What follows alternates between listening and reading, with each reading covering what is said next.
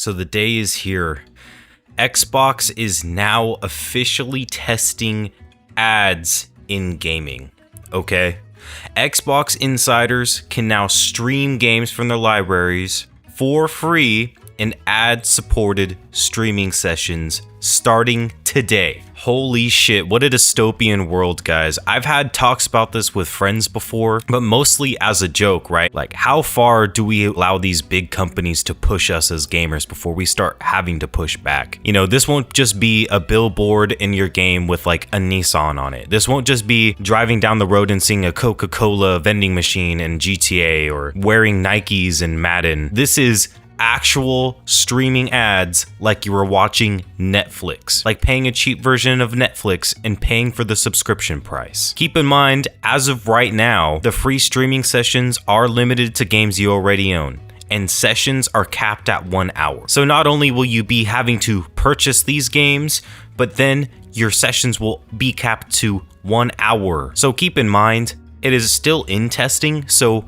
the 1 hour limit will eventually increase, maybe with more ad watching in order to prolong your gaming session, but you will still have to purchase these games. In a way, you know, the thought of it could be revolutionary, being able to play video games from wherever you are without having to be at your house, without having to own a traditional console. This would be amazing. The fact of the matter is, we know if this actually works and us consumers choose to allow this to happen, this will go into a truly negative space where we own nothing and we only get to stream our games because we can't afford PCs. It's crazy, like, can't we all see the direction this is heading? With console prices increasing, the Steam machine coming out and it being like $1,000 for old tech, you can see what the industry is trying to do. They're trying to outprice us from the market and sell us these garbage subscription models and streaming models. This is disguised as affordability,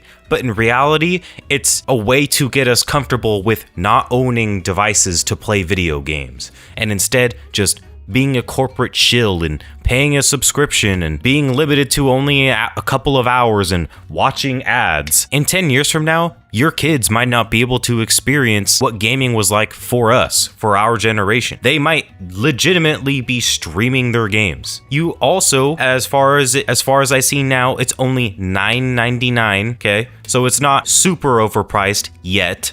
Right? The better it gets, the more they'll charge. The more people who use it, the more they'll charge. Yada, yada, yada. Okay. Microsoft says that the ad-supported streaming option will only be available during a test period. So this is still in testing. I want everybody to keep in mind. But this is the future that they are trying to push on us. And it is very imperative that we fight back. Google tried it. And now Xbox has got to try it, and we got to shoot them down because I want to own my gaming rigs. I don't want to rent them. I don't want to pay to stream my games.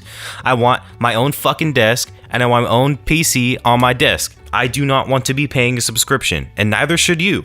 So, cloud gaming previously began an internal testing period last year, and the test included 2 minutes of pre-roll ads before streaming sessions, which isn't the worst, okay?